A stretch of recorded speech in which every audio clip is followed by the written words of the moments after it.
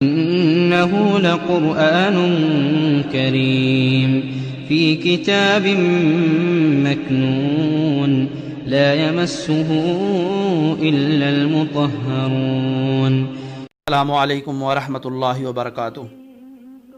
قرآن کریم کی آیت لا یمسہ الا المطہرون سے مراد، سامعین کرام، قرآن کریم میں اللہ تعالیٰ کا ارشاد ہے انہ لقرآن کریم فی کتاب مکنون لا یمسہ الا المطہرون۔ بے شک یہ قرآن بڑا ہی عزت و عظمت والا ہے جو ایک محفوظ کتاب میں درج ہے، جسے صرف پاک لوگ ہی چھو سکتے ہیں۔ سورہ واقعہ آیت نمبر 77 تا 79۔ یہاں ایک سوال پیدا ہوتا ہے کہ مطہرون سے کون لوگ مراد ہیں؟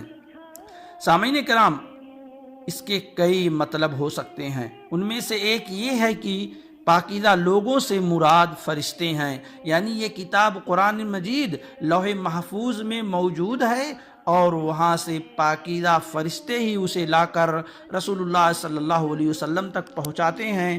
کسی شیطان کی وہاں تک رسائی نہیں ہو سکتی جو اسے لا کر کسی کاہن کے دل پر نازل کر دے۔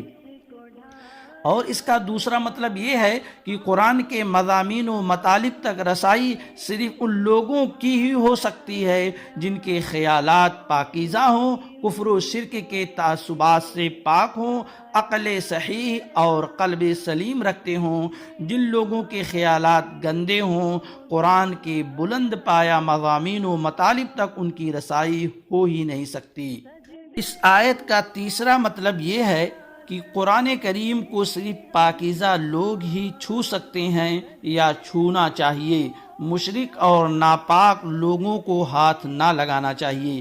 اسی آیت سے بعض علماء نے یہ مسئلہ نکالا ہے کہ بے وضو لوگوں کو قرآن ہاتھ نہیں لگانا چاہیے یا قرآن ہاتھ میں نہیں لینا چاہیے، لیکن راجح تر بات یہی ہے کہ بے وضو بھی قرآن کو چھو سکتا ہے، اسے لے کر تلاوت کر سکتا ہے۔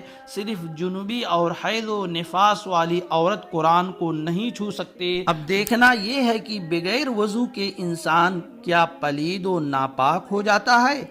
اگر ایسا ہی ہے پھر تو وضو ضروری ہے، اور اگر ایسا نہیں ہے تو وضو کی شرط لگانا ٹھیک نہیں ہے، کیونکہ یہ دین میں اضافہ کے ساتھ ساتھ اور بھی بہت سے مسائل کو جنم دیتا ہے۔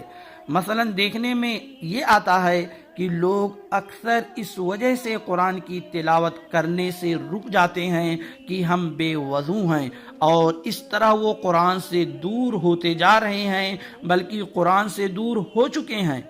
اصل میں ناپاک وہ انسان ہوتا ہے جو مرد یا عورت جنبی ہو یا عورت حیض و نفاس والی ہو۔ بے وضو شخص کو ناپاک سمجھنا کسی بھی طور پر ٹھیک نہیں ہے۔ اور اخیر بات یہ کہ یہ آیت سورہ واقعہ میں ہے اور سورہ واقعہ مکی ہے، جبکہ وضو کا حکم مدینہ میں آیا تھا، لہذا اس آیت کو وضو کے ساتھ فٹ کرنا درست نہیں ہے۔